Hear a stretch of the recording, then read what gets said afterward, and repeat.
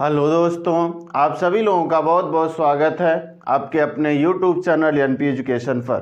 देखिए, CTET math में आज हम लोग पढ़ेंगे भाजकों या गुणनखंडों की संख्या तथा योगफल ज्ञात करना। और इससे सीटेट मैथ में क्वेश्चन पूछे जाते हैं। तो भाजकों या गुणनखंडों की संख्या तथा योगफल ज्ञात करना, जैसे देखिए अगर हम क्वेश्चन की बात करें, जो क्वेश्चन पूछा गया था क्वेश्चन नंबर 1 की बात करें, कहा 42 के गुणनखंडों की संख्या है।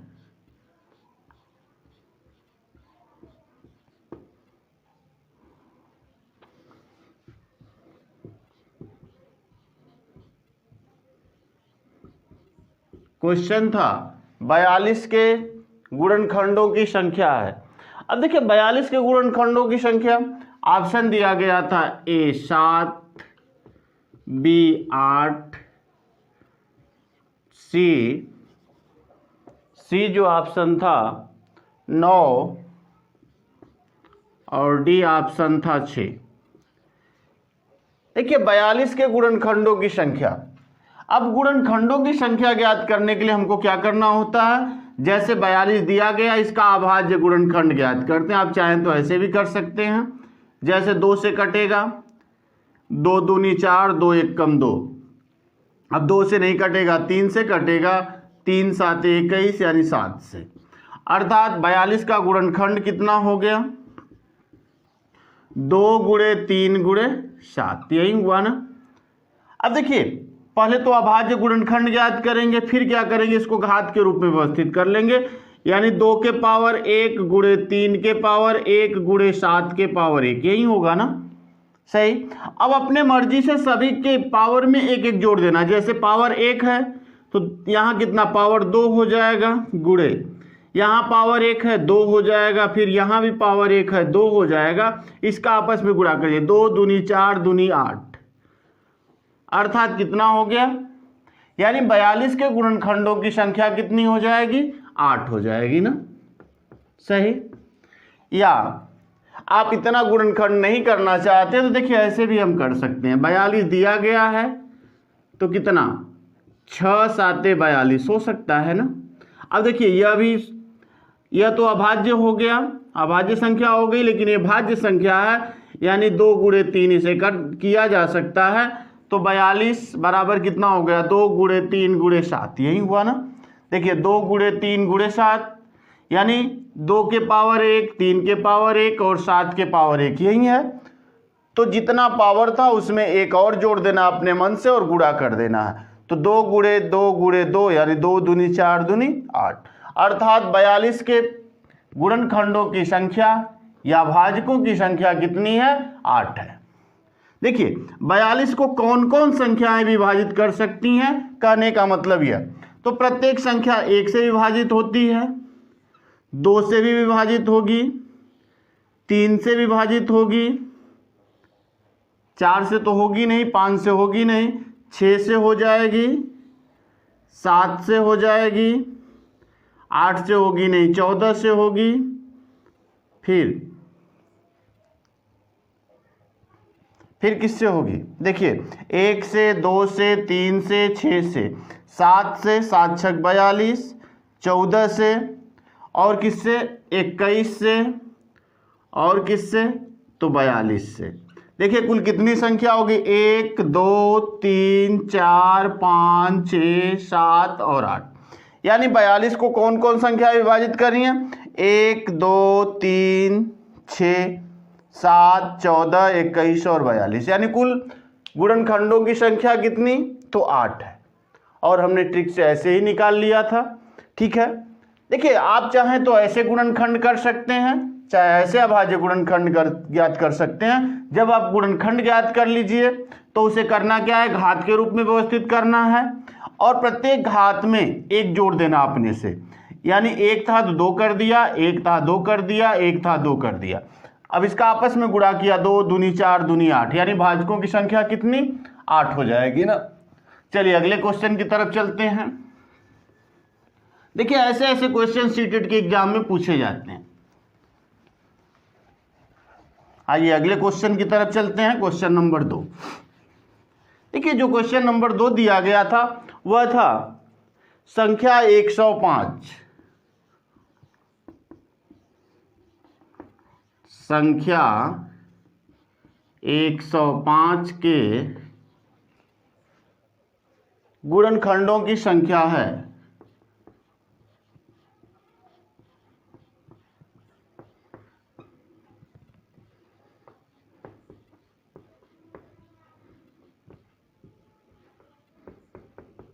संख्या 105 के गुणनखंडों की संख्या है। ऑप्शन ए है 8, ऑप्शन बी है 3, ऑप्शन सी है 4 और ऑप्शन डी है 6। यानी 8 होगा कि 3 होगा कि 4 होगा कि 6 होगा। देखिए 105 का अभाज्य गुणनखंड ज्ञात करना है ना, तो 20 पाँचे 100 यानी 21 पाँचे करिए। 5 गुणे कितना 21 हो सकता है ना, 21 पाँचे 105 होता है ना। अब देखिए 5 तो अभाज्य हो गया लेकिन 21 अविभाज्य है, तो 3 गुणे 7 किया जा सकता है, अब अभाज्य हो गया। यानी 105 बराबर कितना, तो 3 गुणे 5 गुणे कितना 7। बस पावर के रूप में रख लीजिए, 3 के पावर 1 गुणे 5 के पावर 1 गुणे 7 के पावर 1। सही। अब देखिए 3 के पावर 1 तो यहाँ भी पावर 1 है, तो अपने से 1 जोड़ देंगे 2 हो जाएगा। यहाँ भी 1 है, 1 जोड़ देंगे 2 हो जाएगा। और यहाँ भी 1 है तो 2 हो जाएगा। यानी 2 दूनी 4 दूनी 8। अर्थात यहाँ भी 105 के भी भाजकों की संख्या कितनी आ गई, 8 ही आई ना। देखिए कभी कभी आपसे पूछ लेता है विषम भाजकों की संख्या, कभी कभी विषम भाजकों की संख्या पूछता है, तो यहां ध्यान दीजिए 105 के जितने भी भाजक हैं सब विषम भाजक होंगे, क्योंकि 2 है नहीं। अगर 2 होता तो सम भाजक होते। देखिए 3 गुणे 5 गुणे 7, तो अगर विषम भाजक पूछता है तो 2 हटा देते हैं। जैसे अगर मान लीजिए आपसे पूछ ले कि 100 के भाजकों की संख्या, देखिए 100 को हम क्या कर सकते हैं, तो आप लिख सकते हैं 4 गुणे 25, क्योंकि 25 चौक को 100, 4 को हम 2 गुणे 2 लिख सकते हैं और 25 को 5 गुणे 5 लिख सकते हैं ना। ठीक। अब यहां ध्यान दीजिए, इसको हम लिख सकते हैं 100 बराबर 2 गुणे 2 गुणे 5 गुणे 5 हुआ ना। अब ध्यान दीजिए, अब 2 के पावर कितना हो जाएगा, 2 हो जाएगा, गुणे 5 के पावर कितना हो गया 2। अगर आपसे भाजकों की संख्या पूछे तो इसमें 1 जोड़ देंगे 3 गुणे इसमें 1 जोड़ देंगे 3, यानी भाजकों की संख्या कितनी हो गई 9। लेकिन अगर आपसे विषम भाजकों की संख्या पूछे तो इस 2 वाले को नहीं लेना है ना। अगर विषम भाजकों की संख्या पूछ ले तो आपको इस 2 को नहीं लेना है, छोड़ देना है, यानी इसी के पावर में तो 3 हो जाएगा। अगर सम भाजकों की संख्या पूछेगा, अब ये बताइए 9 कुल भाजक हैं जिसमें से 3 ठो विषम हैं, तो बाकी 6 ठो क्या होंगे, सम होंगे। आप घटा के तुरंत कर सकते हैं, कभी कभी सम और विषम पूछ लेता है तो आप कर लीजिएगा। चलिए अगले क्वेश्चन की तरफ चलते हैं। Question number 3। देखिए जो क्वेश्चन नंबर 3 दिया गया अब योगफलों से संबंधित है, और हम उन्हीं क्वेश्चनों को लिए हैं जो सीटेट में पूछे गए हैं, और निश्चित तौर पे सीटेट में यहां से क्वेश्चन पूछा जाता है। देखिए क्वेश्चन नंबर जो 3 है,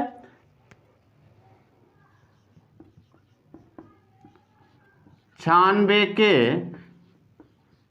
सभी धनात्मक गुणनखंडों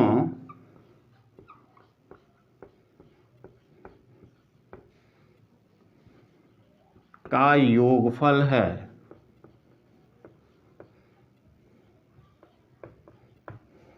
छियानवे के सभी धनात्मक गुणनखंडों का योगफल है। चलिए देखते हैं। ऑप्शन जो है ए है 251, बी है 252, सी है 155 और डी है 156। देखिए कह रहा है 96 के सभी धनात्मक गुणनखंडों का योगफल है। अब देखिए योगफल ज्ञात करना है। देखिए कितना दिया गया 96।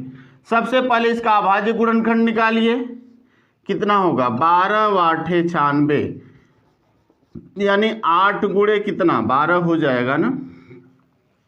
ठीक, अब देखिए इसको 8 को हम क्या लिख सकते हैं 2 गुणे 3 गुणे 2 गुणे 2 गुणे 2 ना, 2 गुणे 2 गुणे 2 लिख सकते हैं। अब देखिए यहाँ 12 को 3 गुणे 4 हो सकता है ना। अब 4 को भी 2 गुणे 2 लिख सकते हैं, कोई समस्या नहीं। अब यहाँ ध्यान दीजिए, अब यानी हो गया कितना 96 बराबर कितना आ गया, ध्यान दीजिए 2 गुणे 2 गुणे 2 गुणे 2 गुणे 2 कितने हो गए 1 2 3 4 और 5, यही हुआ ना 1 2 3 4 5, 2 दूनी 4 दूनी 8 दूनी 16 दूनी 32, 32 तिहाई 96 ना, गुणे 3 सही है, क्योंकि 32 तिहाइयाँ 96 होता है, सही है। अब ध्यान दीजिए, अब इसको पावर के रूप में रखें तो कितना होगा 2 के पावर कितना 1 2 3 4 5, यानी 2 के पावर 5 हो जाएगा, गुणे 3 के पावर 1 होगा, सही। अब देखिए अगर हमसे भाजकों की संख्या पूछता तो क्या कर लेते 6 गुणे 2 यानी 6 दूनी 12, कुल भाजकों की संख्या 12 हो जाती, लेकिन हमसे योगफल पूछ रहा है। देखिए योगफल पूछ रहा है तो इसको ज्ञात करने के लिए 2 नियम हैं, समझ लीजिए नियम पहले। देखिए एक तो क्रम गुणित के आधार पे हम कर सकते हैं, जैसे होगा यहाँ दिया गया ना 2 के पावर 5 ठीक धन 2 के पावर 4 धन 2 के पावर 3 धन 2 के पावर 2 धन 2 के पावर 1 धन 2 के पावर 0, यानी जहां तक दिया है उससे 0 तक चले आएंगे और सब में प्लस होगा। फिर गुणे 3 के पावर 1 धन 3 के पावर 0, ठीक है। यह थोड़ा लंबा मेथड है लेकिन कभी भूलने वाला नहीं, याद रख सकते हैं। 2 के पावर 5 का मतलब कितना हो गया 2 दूनी 4 दूनी 8 दूनी 16 दूनी 32, 32 प्लस 2 दूनी 4 दूनी 8 दूनी 16 ना 16, 2 दूनी 4 दूनी 8 4 2 और 1, ठीक। किसी भी संख्या के पावर में 0 हो तो 1 हो जाता है, गुणे 3 और 1 4 ना, यहाँ 3 होगा और 1 4, यानी 3 धन 1, ठीक।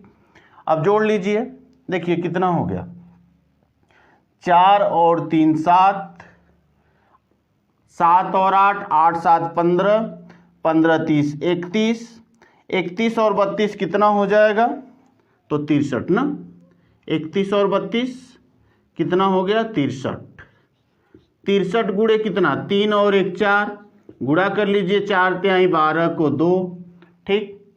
फिर 4 छक्का 24 और 1 25, कितना हो गया 252, यानी गुणनफलों का ध्यान दीजिए 96 के सभी धनात्मक गुणनखंडों का योगफल कितना 252 हो गया ना। ऐसे आप चाहें तो ज्ञात कर सकते हैं, यह क्रम गुणित विधि है। नहीं दूसरी आसान सी विधि है, ध्यान दीजिए उसे भी हम लगा सकते हैं। देखिए दूसरी विधि अगर योगफल ज्ञात करना हो तो एक और है, समझिए यहाँ से। जैसे आया था 96 बराबर 2 के पावर 5 गुणे 3 के पावर 1 आया था ना।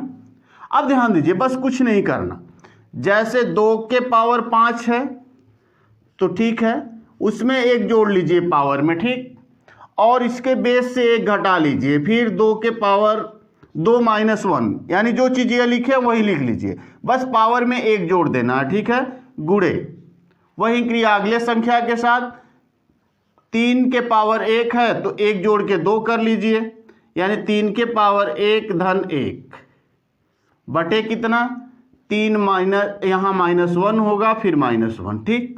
अब कर लीजिए, देखिए 2 के पावर 6 हो गया तो 2 के पावर 6 का मतलब कितना हुआ, 2 दूनी 4 दूनी 8 दूनी 16 दूनी 32 दूनी के 64, यानी 64 में से 1 घटा लेंगे। देखिए यहाँ हो गया 2 के पावर 6 माइनस 1/1, क्योंकि 2 में से 1 जाएगा 1 गुणे 3 के पावर कितना हो गया 2 माइनस 1/2 होगा ना। अब देखिए 2 के पावर 6 का मतलब कितना हुआ था 64, क्योंकि 2 दूनी 4 दूनी 8 दूनी 16 दूनी 32 दूनी 64, 64 में से 1 घटा लेंगे 63 गुणे, ठीक। अब यहाँ देखिए 2 दूनी 4, यही हुआ ना, 2 दूनी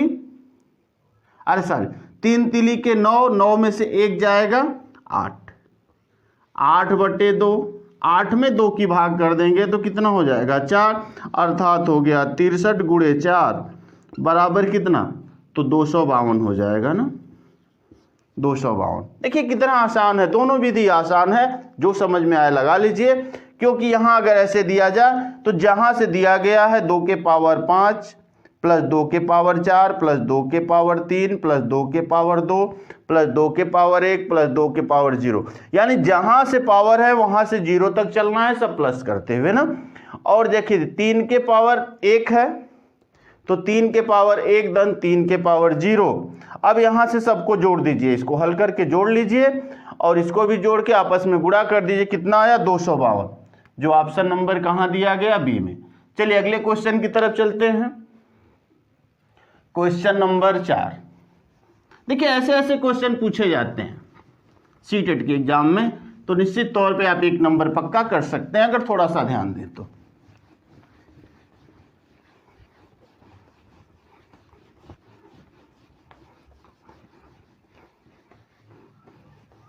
चलिए क्वेश्चन नंबर 4,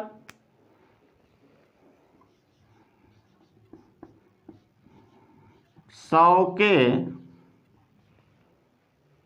सभी गुणनखंडों का योगफल है।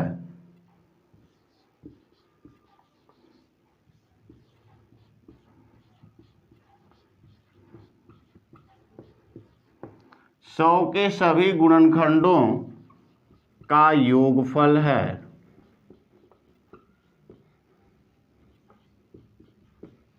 सौ के सभी गुणनखंडों का योगफल है। ऑप्शन ए है 115, बी है 216, सी है 217 और डी है 223। चलिए ए बी सी या डी, 100 के सभी गुणनखंडों का योगफल है। अब देखिए 100, बस वही काम, 25 चौको 100, 2 गुणे 2, 5 गुणे 5, अभाज्य गुणनखंड हो गया, यानी 100 बराबर कितना 2 गुणे 2 गुणे 5 गुणे 5, यही हुआ ना, 2 के पावर 2 गुणे 5 के पावर 2। बस कुछ नहीं करना, सभी गुणनखंडों का योगफल हमसे कह रहा है। ठीक है, आप यही विधि लगा लीजिए। जैसे देखिए 2 के पावर 2 धन 2 के पावर 1 धन 2 के पावर 0 गुणे, चूंकि यह सब धन है, गुणे 5 के पावर 2 धन 5 के पावर 1 धन 5 के पावर 0। ठीक, अब देखिए कितना हो गया, 2 दूनी 4 धन 2 एकम 2 धन, अब यहाँ 1 होगा गुणे 5 पाँचे 25 धन 5 एकम 5 धन 1, कितना हो गया 4 2 6 1 7, 7 गुणे कितना 25 5 30 और 1 31। देखिए 7 एकम 7 और 7 तिरिके 21, कितना हो गया 217, जो ऑप्शन नंबर कहाँ है सी में दिया गया है ना 217। अगर उस मेथड से भी लगाते जो हमने दूसरा मेथड अभी पढ़ा, देखिए जैसे आया था ना 2 के पावर 2 गुणे 5 के पावर 2, बस कुछ नहीं करना, 2 के पावर 2 धन 1 ना, अब 2 में से 1 घटा लीजिए, 2 में से 1 घटा के यहाँ लिख लीजिए गुणे। देखिए 5 के पावर 2 धन 1, 5 में से 1 घटा लीजिए और यहाँ 5 में से 1 घटा के लिख दीजिए बस। देखिए यहाँ 2 के पावर 3 माइनस 1/1, क्योंकि 2 में से 1 जाएगा 1, गुणे 5 के पावर 3 माइनस 1 कितना, 5 में से 1 घटा लीजिएगा 4। ठीक, देखिए 2 दूनी 4 दूनी 8, 8 में से 1 जाएगा 7/1 गुणे 5 के पावर 3 का मतलब 5 5 25, 5 125, 125 में से 1 घटाइएगा तो कितना 124/4। ठीक, 4 तिहाई 12, 4 एकम 4, 31 साते कितना हो रहा था 217 ना। देखिए 31 साते 217 था, अर्थात जो 217 आया है वही ऑप्शन सही है। तो हम इस मेथड से चाहे इस मेथड, दोनों मेथड में से जो भी मेथड लगाना चाहें लगा सकते हैं बड़ी आसानी के साथ। आइए अगले क्वेश्चन की तरफ चलते हैं और लास्ट ही क्वेश्चन है, यानी ऐसे अगर कोई क्वेश्चन पूछा जाए तो आप कर सकते हैं, और यह सभी क्वेश्चन सीटेट के एग्जाम में पूछे गए हैं। तो निश्चित तौर पे आप बहुत ध्यान से एक एक क्वेश्चनों को देखिए और हम उम्मीद करते हैं कि आप 1 नंबर पक्का यहां से लेंगे। चलिए लास्ट क्वेश्चन, क्वेश्चन नंबर 5, 210 के सभी धनात्मक गुणनखंडों का योगफल है।